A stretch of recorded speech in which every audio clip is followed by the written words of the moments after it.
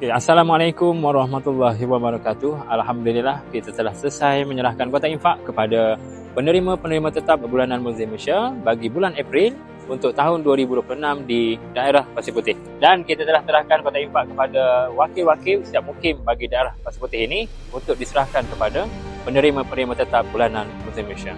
Diharapkan kotak infak ini dapat memberikan manfaat dan juga dapat meringankan sedikit beban yang ditanggung oleh penerima-penerima tetap bulanan Muslim Malaysia. Terima kasih banyak kepada Muslim Malaysia. 2 hari bagai kau kapung harga wapai untuk anak buah hamba. Terima kasih banyak.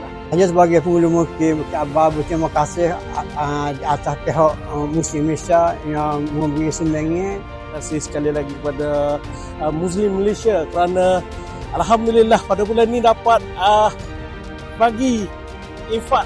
Jadi saya mewakili Muslim Malaysia ingin mengucapkan jutaan terima kasih kepada penyumbang-penyumbang di luar sana kerana tanpa derma dan semangat anda, mungkin misi kami di Muslim Malaysia ini tidak dapat dijalankan. Jadi teruskanlah menyumbang dan semangat anda mampu meringankan beban asnaf-asnaf yang memerlukan di luar sana. Janji Allah kepada hamba-Nya di dalam surah Ar-Rahman ayat ke-60. Hal jazaa'ul ihsani illal ihsan. Tidak ada balasan kebaikan melainkan kebaikan juga. Jadi sekian sahaja daripada saya untuk serahan kotak infak kepada penerima tetap bulanan Muslim Malaysia bagi daerah Pasir Putih. Assalamualaikum dan terima kasih.